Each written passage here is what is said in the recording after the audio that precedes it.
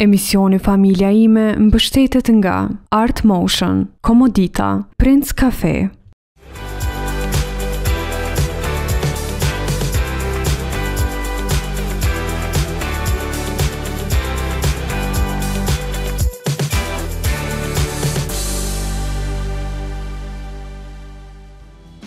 Përshëndetje të nderuar shikues, uroj të jeni mirë kudo që jeni dhe sot në Familja ime me Mami Rjetën do të trajtojmë dy temat, të cilat pra njëra ka të bëj për sfidat, përvojat dhe përse është kaq e rëndësishme të kuptojmë që kujdesi për diabetin nuk është luks, por nevojë jetike. Përvojën e saj të përballjes dhe jetesës me diabetin tip 1 do ta kemi Lisa Mehmetin pas pak në studio për të na treguar pak më shumë detaje se si ka t'i kaluar, cilat kanë qenë paragjykimet dhe si në fakt tashmë ja ka lehtësuar edhe jetën teknologjia.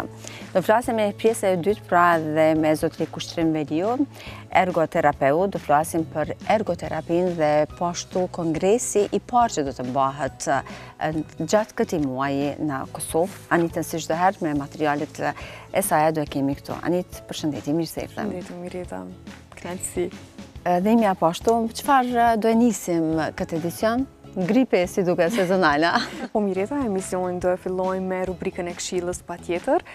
Si gjithmonë pra edhe këtë herë do flasim për virozat, por do ndalemi në përgjithësi tek vaksinat dhe rëndësinë e marrjes së saj ndaj për të parandaluar këto gripet, virozat që i kemi gjatë sinës së vjeshtës dhe të dimrit, ndërsa materiali i dytë do lidhet me mysafirin që do ta kemi pas pak në studio me Lisën. Ne kemi përcjellur një aktivitet të organizatës së saj tip 1 AML, e që ka të bëjë pra për personat me diabet tip 1. Ne kemi takuar për afër në një nga libraritë e qytetit të Prishtinës këta persona me diabet dhe i kemi dëgjuar gjitha kërkesat dhe nevojat që i kanë që janë të domosdoshme për jetesë të tyre. E vërtet, do t'je besoj shumë inspiruese dhe biseda që do ta kemi pas pak me që Lisa tashmë e kam poshtur dhe jeton sikurse ne të tjerët, do takohemi pas pak, do e shohim këshillën, andaj ju them që vaksinimi nuk vlen vetëm për të moshuarit, por të gjithë ata të cilët mund ta kenë imunitetin e dobët dhe të jenë ndoshta të prirur të marrin më shumë gripe sezonale.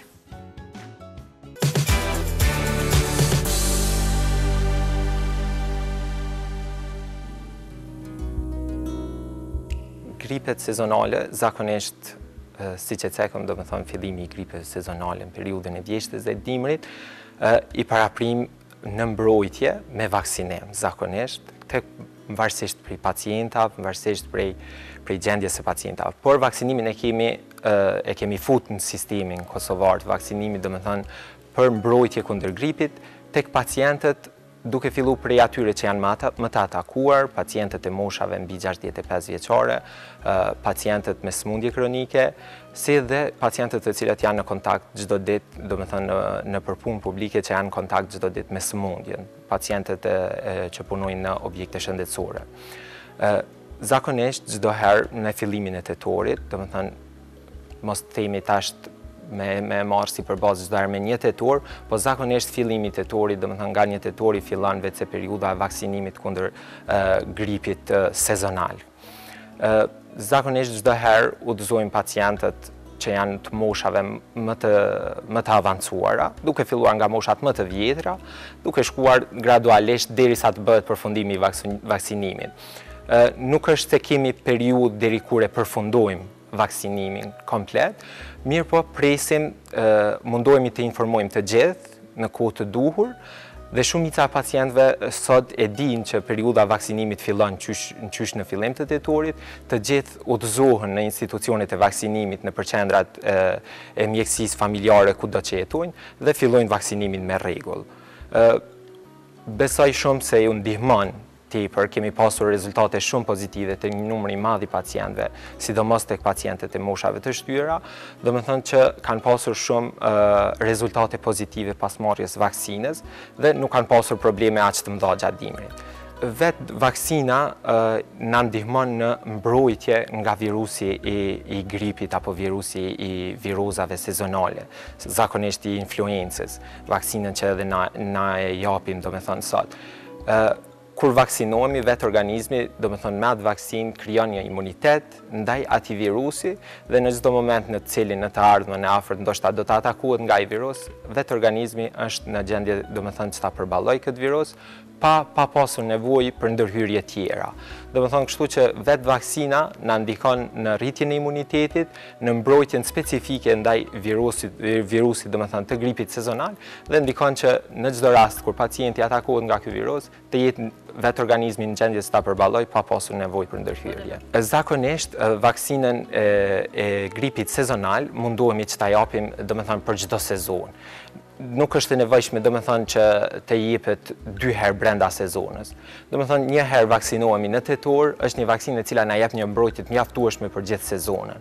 Zakonisht shumica e pacientëve gjatë gjithë sezonës kanë gjendje të mirë shëndetësore, nuk kanë probleme diçka të cilat komplikohen dhe e marrin vetin shumë shpejt edhe nëse kanë ndonjë ftohje të lehtë. Kështu që çdo vit vaksinohemi vetëm një herë në vit. Zakonisht në fillim tetorit deri, do të thonë, nëntor, varësisht prej gjendjes së pacientëve. Duhet ditur që jo secili pacient, varësisht prej moshës, duhet vaksinohet pa e ditur gjendjen shëndetësore që e ka. Ka pacient që vetë janë me simptoma gripoze dhe kërkojnë të vaksinohen. Me gjithë qef do të vaksinohen të gjithë, do të thonë që kanë nevojë, mirë po derisa ti kalojë ndoshta ajo faza që vetë është me grip, kishte qenë mirë që të shtrëngohet vetë pacienti një herë, të krijojë pak imunitet vetë, pastaj e merr vaksinën dhe vaksina i ndihmon edhe më tutje. Vaksina nuk është ndaluar për askënd, por vaksina zakonisht jepet, siç thash, tek të moshuarit, por edhe personat të cilët janë në kontakt çdo herë me sëmundjen, personat që punojnë në objektet shëndetësore, që janë në përmballje me sëmundjen çdo herë, dhe këta zakonisht vaksinohen varësisht prej moshës, nuk ka rëndësi mosha. Kështu që nuk ka kufizim të asaj se cilët duhet të vaksinohen.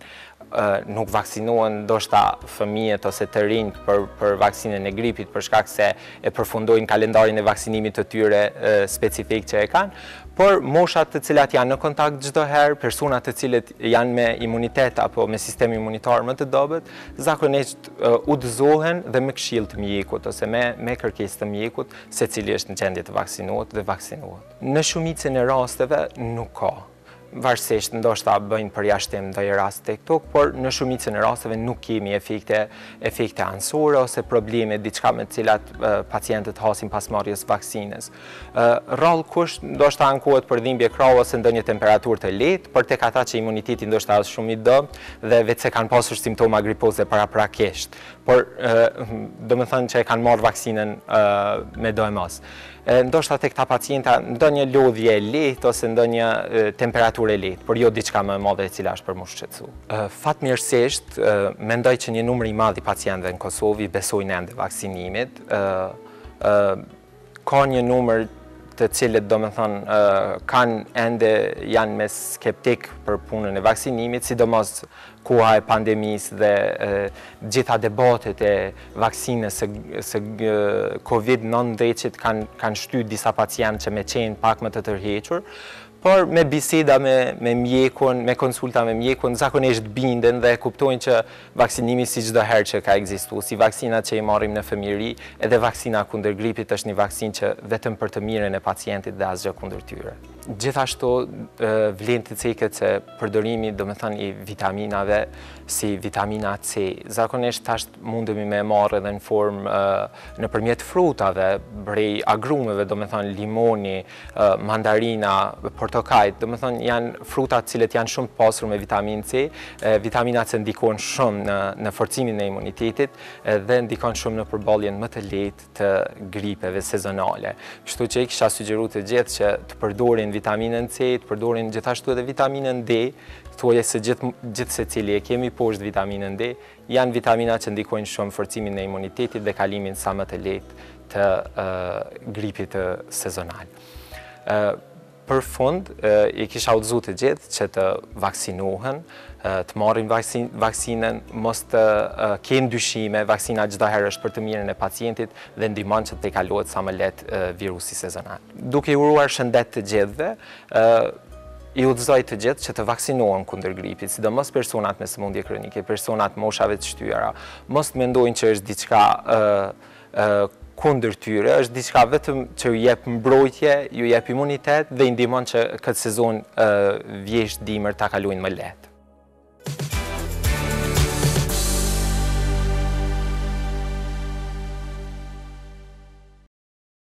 Jemi tashmë në studio të nderuar shikues, do flasim për nëntori, i cili është muaji i ndërgjegjësimit për diabetin, një periudhë ku zëri i personave që jetojnë me këtë gjendje duhet të dëgjohet më fort. Andaj nën motën, pompa dhe senzori nuk janë luks, shoqata tip OML ka nisur një fushat që synon të thyej paragjykimet dhe tregojnë realitetin e përditshëm të personave pra me diabet. Andaj sot në studio kam të ftuar Lisa Mehmeti, një vajzë fort dhe e guximshme që jeton çdo ditë me diabetin, por nuk heziton të punojë në sensibilizimin e opinionit që të njihet më mirë dhe të punohet më shumë pra drejt personave. Lisa, mirë se erdhe. Mirë se ju gjeta. Faleminderit shumë për kohën që ke gjetë. Faleminderit shumë për juve për ftesën, se kjo për një me është një ndihmë shumë e madhe që edhe publiku i gjerë me ditë që për ekzistencën e diabetit tip 1, edhe për personat që jetojnë me diabet me ditë që nuk janë vetë. E vërtet, unë të përgëzoj edhe për shumë iniciativa që ju tashmë keni marrë, keni ndërgjësuar shumë opinion të cilët ende nuk e kanë ditur faktikisht që është një diabet ku edhe të rinjët janë të prekur dhe të tjera. Trego pak për vetës se si ke zbuluar, si ke përjetuar do sot lajmin për herën e parë. Unë jam Lisa Mehmeti, i kam 22 vjetë dhe kam kry bachelor në psikologji. Jam me diabet tip 1 prej moshës 6 vjeçare, edhe historia e diagnozës tem është një histori cilën mundën me bashkëndije dhe shumë persona atje në Kosovë rreth 2500 që jetojnë me diabet tip 1, me gjendjen e njëjtë shëndetësore si unë. Në fakt, unë kom shku në shumë doktora, kom pas simptoma, cilat nuk e dishim se çfarë gjendje është. Kom shku të shumë doktora, po në fund ka përfundu të më diagnostifiku gjyshja jame, cila nuk është doktoresh heq. Ajo ka thomë se s'pja mat një sheqerin, edhe aty e zbulum që unë jam me diabet tip 1. E vërtet, çfarë simptoma ke pasur realisht, cila kanë qenë është ato ndryshimet e para dhe çrregullimet që i ke pasur? Ndryshimet e tash unë shumë pak e mbaj me vetën pa diabet, po. Mirë po do sene kryesore që janë konë që kom pi shumë ujë, ma shumë se që ka nevojë një njeri me pi gjatë ditës, kom urinu shumë shpesh, kom urinu edhe gjatë natës, mu ka tha lëkura tepër shumë, kom pas ndryshime në disponim, unë gjithmonë jam kona e fëmija i hareshëm para diagnozës, edhe pas kur kam fillu simptomat e para, krejt nuk e dishin çfarë problemi kam, që po kam qatë shumë mood swings, probleme me disponim, edhe kom shku në përplot doktor të ndryshëm që më kanë jap zgjidhje që nuk më kanë kry mu punë, se nuk kanë pas lidhje me diabet tip 1, deri sa unë jam diagnostifiku ka qenë një kohë kogja e vështirë, si një fëmijë që ka hi në klasë parë, edhe prind e mi janë kogja prind të ri, sidomos në atë kohë janë konë shumë të ri, edhe për ata u konë një kohë shumë... Përvoj e re. Po, përvoj e re, janë konë shumë konfoz, nuk e kanë ditë qka të ndodhë me mu, po masit që jam diagnostifiku jam shumë me fatë,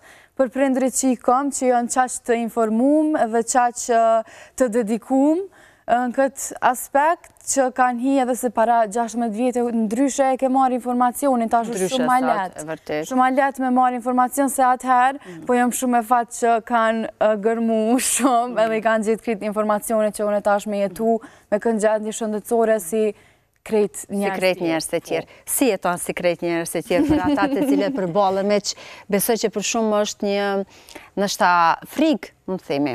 Frikë edhe sfidë, njëkohësisht edhe në moshën 6 vjeçë kur ka qenë edhe Lisa, shumë e re për me përjetu diabetin. Muj me thonë që në qitë pikë ku jam tash, mënyra ma e letë për me jetu si krejt tjerët është menaxhimi. Menaxhimi i gjendjes sam shëndetësore nuk është gjithmonë letë, marrë vendime gjatë ditës tepër shumë, ma shumë se një njeri që nuk ka diabet, mirë po me menaxhimin e dur, me informatat e dura, edhe me mbështetjen e dur, jo veç prej familjes, po edhe prej njerëzve që të rrethojnë, bëhet shumë ma letë me menaxhu gjendjen tonë shëndetësore, po ka njerë është edhe vështirë për shkak të stigmës që ekziston për rreth diabetit, se njerëz nuk janë mjaftu shumë të informuar. Për shembull ngatrojnë shumë diabetin tip 1 me diabetin tip 2, për që ata dhe për munona, kështu gjithë dhe për që më shumë e vogël, munona mi u spjegu, jo, nuk e kam diabetin e njëjtë si gjyshet. Na të rego dallimin mes tyre, si ta dallojnë ata dhe cilat është ndoshta ndryshimi? Diabeti tip 1, cilin faktikisht e kom unë, është sëmundje autoimune. Do me thonë, trupi jem ka kriju antitrupat cilët ma kanë sulmu pankreasin. Pankreasi është një organ i cili e prodhon insulinën, e insulina është si një farloj qelësi magjik që ndihmon ushqimin që e hajmë na mu shëndru në energji. Edhe mu tash, masi që ato antitrupa ma kanë sulmu pankreasin edhe nuk më prodhon insulin trupi, une nuk e kom qatë qelës që ushqimi mu shëndru në energji, edhe pra ndaj që ajo ushqim që e hajmë me të vish në gjak, edhe më hypë sheqeri në atë rast. Kështu që unë duna me marrë insulinën prej jashtit, për çka do që ha.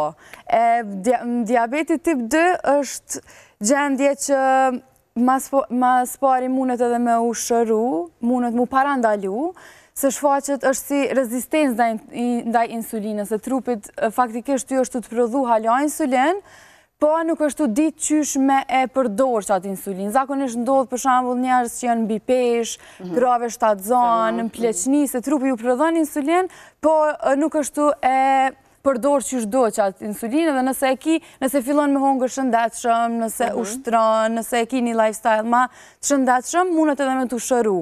Ana që jena me tip 1, neve veç... Menagjimi. Po, është menagjimi. Neve nuk na funksionon pankreasi, edhe do me thonë që atë insulinën që ta prodhon ty trupi, unë do na prej jashti. Që aty janis edhe kjo stigma tjetër që zgudzojna me hongër sajnë e tomla, që në fakt gudzojna me hongër sajnë e tomla, unë veç do na me marë insulin prej jashti. Si dikuj që ja prodhon vetë trupi, unë do na me marë insulin prej jashtë, për çka do që jom të hongër. Atë kryon vështërsi, do të thotë kjo. Anita, po? Dallimin që po e tregon Lisa për diabetin e tip 1 dhe tip 2, kur po flasim për dy diabetet në Kosovë, në përgjithësi e kemi më të përhapur diabetin e tipit 2. Por që diabetin e tipit 1 në vitin 2024 kemi pas me 10% rritje pra tek qytetarët e kënej në Kosovë, që ka qenë në rritje me vitet e kaluara, pra ka më shumë se sa më parë sa që ka qenë i zhvilluar. Kështu që është mjaft mirë si Lisa me tregu përvojën e saj edhe gjithë që ndihmoj edhe prindërve të tjerë. Ndihmon ata që e kanë për herë të para, po nuk janë mjaft informuar. A ke ndonjë vështirësi të ditës tënde në përgjithësi? Si e menaxhon, si e nis kohën, si ja bën? Unë në fakt... Me shok, me shoqe, në shkollë, cilat kanë qenë sfidat e tua për gjatë këtij rrugtimi? Kom pas sfida primat ndryshme që moj kështu me bo një listë shumë gjatë të sfidave mia personale dhe sfidave që i kanë krejt njerëz që jetojnë me diabet tip 1 në Kosovë. Po sfidat më të mëdha nashta që i kom pas unë kanë qenë shkollë që kur për klasës të parë dit 5 të ndikon ku më kanë shtime më shef që jam me diabet se mos po të bullizojnë, edhe unë e mandi jam dash me shku me marrë insulin, më sheft as një vajzë atë që vogë në klasë parë, jam dash vetë me shku në banjo me marrë insulin, mu qëpu zisajnë me marrë sheqerin më sheft as, plus banjën të shkollë publike janë konë gjendjet katastrofë dhe vazhdojnë, lemo para 16 vjetet që shkanë qenë. Ato sfida i kom kalu. Shumë, i lajmi mi. Por sfidat që i kom që tash, janë mas shumë të këto sfidat, nashta kjo stigma që ekziston rreth diabetit, po ashtu edhe sfidat financiare, kështu drejt mi ju të regu, se une tash mu nuk qëpuna me laps, po e kom pompën e insulinës, edhe senzorin, cilat senzori ma matë insulinën, sheqerin, gjatë gjithë kohës, edhe komunikon me pompën, edhe mjap insulin sa do që kom nevoj, edhe këtu e në kitë senet kushtushme, që nëse kësha jetu me një ven hiq ma largë se në Kojshi. Po, Shqipëri ose Maqedoni. Po, në Shqipëni, në fakt edhe Shqipënia e ka gjendjen si na, në Kosovë. Ku është më mirë? Në rajon? Maqedonia? Po, Maqedonia është më i mirë, Beogradi, po... Mandi kësë po foli për këto veret një shtetë ma ne, po Greqia, Kroacia, atje ki këto sene i kanë, ose i mbulon krejt shteti, ose i mbulon sigurimi kështu private. Në asë sigurimet private, e asë shteti, kur gjë nuk mbulon përveç insulinës, që na pa insulinës muna me mbjetu asë një ditu. Ka pasur edhe munges një kohë. Jo, s'ka pas munges, para një kohë u dash me shku në Shkup me ble, se këtu nuk ka pas. Dhe me thonë sfida, ka Kogja si shumë. Kryesorja po thuaj se kjo financiare. Sa të kushton realisht? Nëse mund të themi në muaj, apo... Muaj, sa më senzori që në gjesë në dorë, më zgatë 10 deri në 15 ditë, më varet për llojit senzori që jam të e përdor, po senzori kushton rreth 60-70 euro, që këni përdorim dhe e gjuj në bërlog, e në gjesë tjetrin, për që e maj 10 ditë, dhe me thonë 60-70 euro, plus materialet shpenzusit pompës kushtojnë dikun 150 euro në muaj, se pompën e blen një herë, edhe mandi do të me mirë mbajt gypin, rezervarin, kanilën, krejt këto pjesë tjera, kërë që për një me është kosto këgja e lartë për qytetarët, po për shtetin besoj për numrin e personave që janë me diabet tip 1 në Kosovë nuk ju kish kushtu edhe qatë shumë. Jo, sa janë, krejt, a kemi statistika? 2500 persona janë në Kosovë që jetoj me diabet tip 1, si unë, edhe 800 për i tyne janë fëmijë, ama këto janë numra veç të atyne që janë të registrum. Ka dhe të tjerë. Ka dhe shumë ma shumë. Po, dhe shumë për i tyre thot që nuk e dinas që e kanë, nuk diagnostifikohen. Që është qashtu, për shkak diagnozës që bëhet shumë vonë, mandi mundet mu shfaqe dhe komplikime dhe shtetit ma shumë ju kushton me i trajtu që ato komplikime që shfaqen për shkak diabetit, se sa veç me i mundësu shto pajisje me fillim që mi shmang komplikimet. Edhe për që ata... Ti kam pa shumë fotografi me drejtorët e institucioneve të shëndetit, atë kanë ofru për kraje dhe financiare, jo vetëm morale.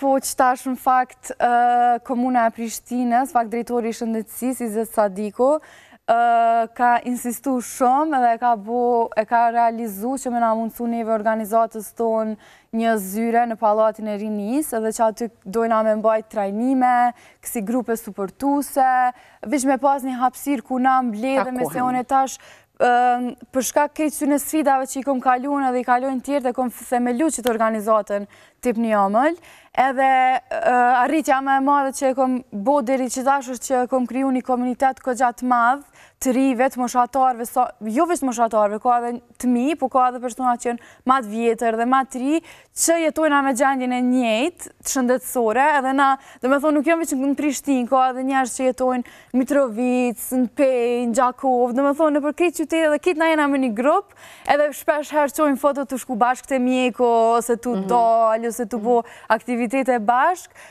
po deri që tash në aton kohën veç dalim kështu në për kafe, ki takime që i kena pas, u dash që shtu në për kafiqa.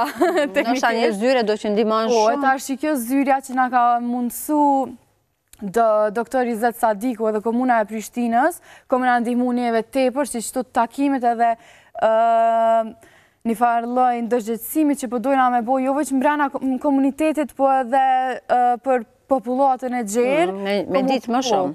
Konë shumë e letë kur na kemi me u rahatu në hapësirën tonë. E vërtet. Lisa, sot ne të shojmë se e flet lirshëm edhe jem mjaft motivuese edhe për personat e tjerë që janë këtë gjendje.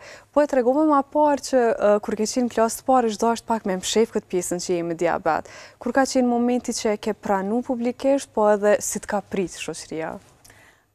Unë në fakt, kom qenë në shkollë publike, edhe qatë shumë, se tash kështu po folje, që ju ka arë prindrit mi që to, u da është me andru shkollën, me më qunë shkollë privat, që me marë të pak të një trajtim që më vynë musi një fmi që përjeton me një gjendje shëndetësore të tilë, edhe në momentin që unë kom shku në shkollë privat, mami jam ka ardhë, e ka bu një prezentim kështu në PowerPoint, që shmi jam spjegu fmive që i kanë 10 vjetë, se pse jom të uqpuën e 3-4 herë mrenda qasaj kohës që unë jomë në shkollë.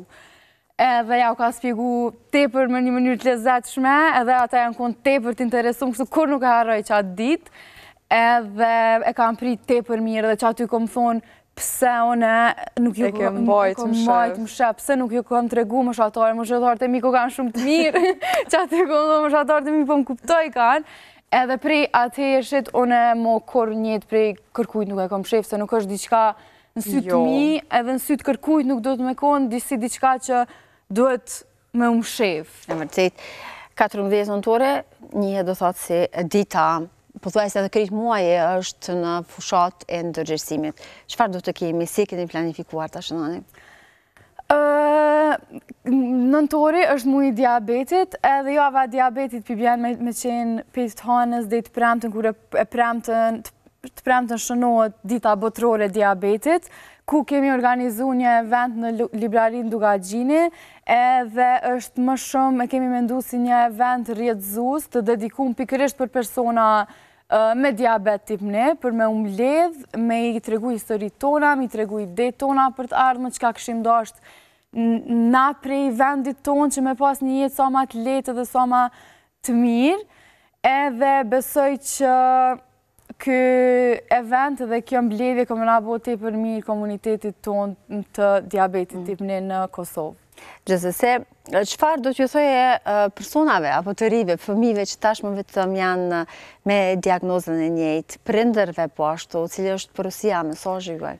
Mesazhi që ja u kisha jap që kisha dashur edhe unë me ni, kur nuk kom pas për kujt me ni, kur kom qenë vogël, është që nuk jeni vetë, që ka shumë njerëz që jetojnë me gjendjen e njëjtë shëndetësore sikur jo, edhe për prind që ka shumë prind tjerë që i kalojnë të njëjta sfida si jo, edhe di që fillimi është pak i vështirë për njerëz që qësojnë diagnostifiku, mirë po duhet me ditë që komuniteti veç po rritët ma shumë e ma shumë, edhe nëse bashkohemi, mundemi për një me bo ndryshime të mëdhaja në vendin tonë. Në trajtimin, për shembull teknologjia dhe të tjera ata kanë ndihmuar sa të pak? Ma kanë ndihmu tepër shumë. Unë nuk mëj me u kthy në qpuarje 5-6 herë në ditë, e gishtat që kom pas krejt varë, trupin e kom pas me gunga, për shkak të sa shpesh jom të qpu. Tash prap jam e qpu me tonë të mbarke kom kanilën që m'jep tonë kohën insulin, teknikisht unë e prap e qpu me jam, po është shumë a letë me u qpu një herë në 3 ditë, se sa mu qpu 5-6 disa herë në ditë, plus menaxhimi është tepër ma i leset e din konstant sa e ki nivelin e glukozës, që mu që tash për shembull para se marr këto, unë do na gjithqysh me ditë sa e kom sheqerin që me dita e më gjendje me folë që të një intervjist, kështu që është një ndimes tepër e madhe me ditë se sa e kom glukozën gjatë gjithë kohës, edhe me pas një pajisje si pompa e cila ma administron insulinën vetë, edhe kësar du me hongër, veç komunikoj me to i kallëze, i thëmë, qka që gram karbohidrate po du mi hongër, jep me qëto, dhe ajo mandimi kalkulion bazë të sa e kom sheqerit, nëse kom nevoj me mjep pak ma shumë insulin për me mëra sheqeri, ose nëse kom nevoj pak insulin, dhe me thonë keq ato logaritje që i kom bo me kokë, në klasë pare dytë. Tash e ki me kalkulator. Tash mi bën pompa krejt vetë, kështu që po është letësim tepër i madhe dhe nina tepër, nina që e kom mision me ngrit zonin, se nuk du me konë një prej 20-30 vetave që e kanë qitë pompë, po du që kretë fëmijët me pas mundësin që me pas që ka shletë sa e komune.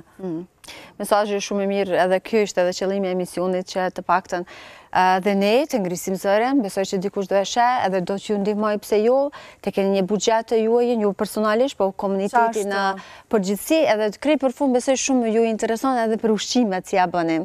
Po. Qka keni ndaluar, as keni, apo s'keni, apo vetëm e mas? Une, për veti jetoj me një familje që hajna te për shëndetshëm. Po për ndryshen nëse du me hongër diçka, hamburger, pizzë, kësi makarona, kësi sene që menoj njerës që nuk mëj mi hongër, unë ato krejt mëj mi hongër, vish du na me ditë sa gram karbohidrate i ka qajo pjatë që ka me hongër, që me marr insulin përkatësisht për to. Për shembull, unë e kam se kjo dallon prej individuale është, po unë për vete e kam një njësi insulin për 10 gram karbohidrate. Edhe nëse e kam një pjatë, një picë që i ka për shembull 70 gram karbohidrate, unë e have që i marr 7 njësi për to, dhe qaj është të me thonë logjika e ketë kësaj, që mëj me hongër picë, mëj me hongër çokoladë, mëj me hongër akullore, mëj me hongër krejt, veç nëse jam të marr insulin mjaftueshëm për çato. Si dikush pa diabet që trupi i prodhon insulin për qatë ushqim, unë e qatë insulin të na me marrë prej jashtit, po. Të dëshiroj shumë shëndet, suksese në këtë rrugtim të promovimit realisht, por edhe në dëgjërsimit që është shumë e rëndësi, besoj. Faleminderit shumë. Faleminderit për kohën dhe këj përvojën që këndonë me ne dhe shikuesit tonë. Faleminderit për ftesën. Je mirë se ardhur çdo herë. Faleminderit. Anita, na ke përgatitur diçka siç ishte edhe ftuara, do të thotë shumë e veçantë Elisën që e kishim sot.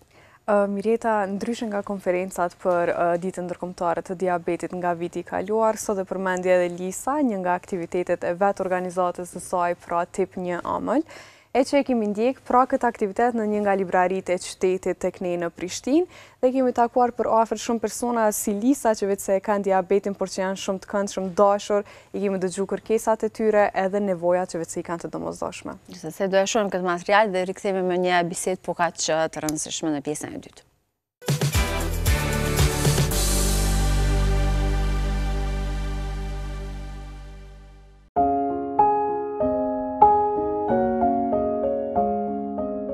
Me rast të ditës ndërkombëtare të diabetit, shoqata Tip 1 Omël mblodhi së bashku persona të çdo moshe që jetojnë me diabet. Në këtë event sensibilizues u diskutua për sfidat e përditshme, rëndësinë e edukimit dhe mbështetjen që u nevojitet pacientëve, veçanërisht fëmijëve.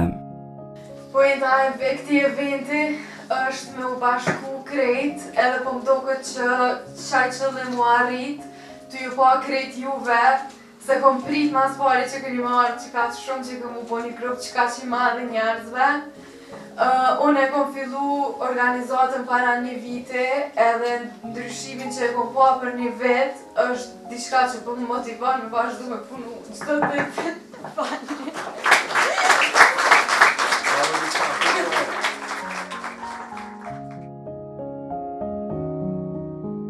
Ky instalacion ka ti për shumë kuptim, jo veç për mu për krejt neve, se këto në krejt pajisje nuk jam veç të njat, jënë pajisje që i kom bledh për plët personave me diabet tip 1 dhe se cila pajisje e ka historinë e vetë, për shambullën e nashta me njonin për shtynë e lapsave e kom kry shkollën e mesme, me njonin e kom kry fakultetit, do me thonë këtë kanë historinë veti se cili laps, se cili sënzosh, se cila gjytpon. Në mesin e të pranishmëve, ishte edhe drejtori shëndetësisë së komunës të Prishtinës, i cili theksoi angazhimin e institucionit për të përmirësuar qasjen në trajtim dhe shërbime shëndetësore për këtë kategori. Ky komunitet na ka qetë syt neve personelin shëndetësor që me kushtu rëndësi edhe këtij komuniteti dhe ne mundu që gjatë kësaj periudhe me ndihmu, me kontribu dhe besoj që kemi arrit me siguru një hapësirë. Edhe atë ka pas dilema kur kemi zdu komunë dhe kemi siguru në vendi ku janë tri. Pra arsye se këta tri e kanë vendi ku shkojnë pallatën e Nis, ku shumë ketë tri tjerë. Edhe besoj që kjo tregon domosdoshmë që një zë i vetëm ka njerë mund të jetë shumë i fuqishëm dhe ka arrit që këtë komunitet sot me qitë paqe sa njerëzit jem, këta na kemi obligim ndaj këtij komuniteti që edhe këta janë domosdoshmë fëmijë sikur këtë fëmijë tjerë, por shteti do me bëj ato që këta me ndi të barabartë me tjerë dhe besoj që domosdoshmë veç ja kemi arrit. Atmosfera u mbush me emocione, sidomos kur një fëmijë i vogël me diabet ndohu përvojën e tij. Se ki diabet që shto e kom vrejt edhe unë i thejsha babit mu qyshi jam ka thonë, babim ka thonë mu kur e bojnaj sirop ose s'pedi që shme thonë. Kujtohet, për qka për me ek diabet, kur e qesin që kom ma kli. Edhe unë i kom thonë gjyshit tem, unë nuk kom qef me pos me diabet, se unë s'kom qef gjithë, ose para se me hongër, ose mas me hongër, me lëshu. Edhe gjithë kur du me lysi për qapë futbol ose najsen, gjithë dikush duhet me ma ik pumpën, se unë vetë s'ma lafër s'di, për veç dëna me me dëherë të përdu. Edhe diabetes e i s'di, i diabet sensor.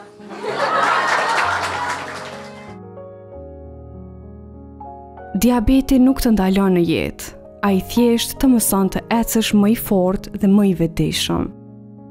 Unë me diabet jam që 4 vite, u diagnostifikova me moshën 10.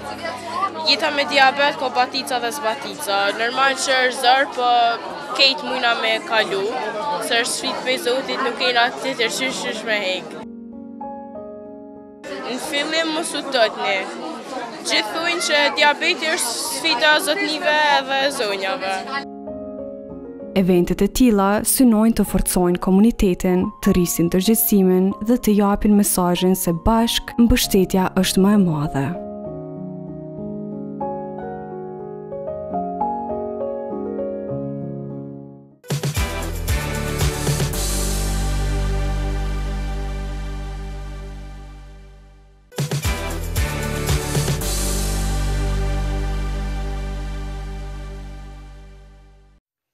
Jemi rikthyer në pjesën e dytë, do vazhdojmë tutje diskutimin po ashtu edhe për një lëmi shëndetësore, siç është ergoterapia, është një profesion shëndetësor që ndihmon njerëzit të fitojnë ose rikthejnë pavarësinë në jetën e përditshme, pra përmes aktiviteteve terapeutike.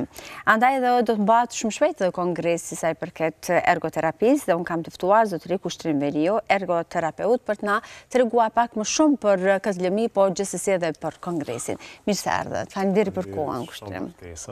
Je mirë se ardhur. Kur flasim për ergoterapinë, shumë e ngatrojnë me fizioterapinë realisht. A është e vërtetë kjo? Po, faktikisht, sipas Federatës Botërore, ergoterapia është profesion i cili e promovon shëndetin dhe mirëqenjen, duke i ftuar individ me marrë pjesë në aktivitetet që ata i konsiderojnë të rëndësishme, që duan t'i bëjnë edhe që priren për me i bë.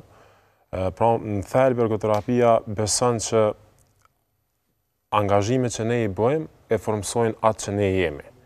Edhe nëse flasim për angazhimin, ai ka 3 koncepte bazë, të bëj, të jem edhe të bëhem. Të bëj në kupton dëshirën edhe iniciativën e individit me marrë pjesë aktivitetet jetës përditshme, siç janë produktiviteti, koha lirë dhe edhe vetkujdesi.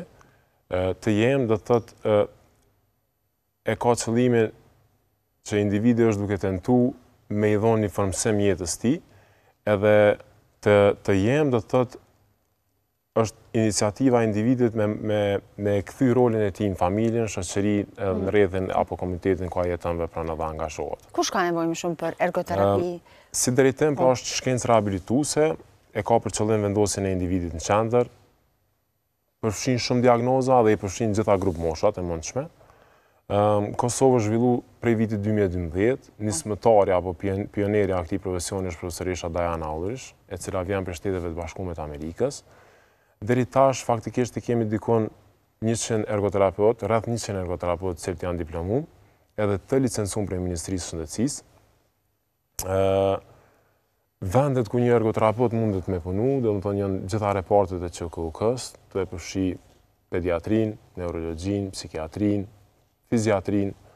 E mandej nëse i kthehemi pyetjes juaj se a dallon apo a janë të njëjta ergo dhe fizio, pi përmendi vishtir shembull praktik. E para, fizioterapia më shumë fokusohet në aspektin e lëvizshmërisë, qëndrueshmërisë, balancit, ecjes, stabilitetit motorik, kurse ergoterapia ka më shumë për qëllim aspektin funksional.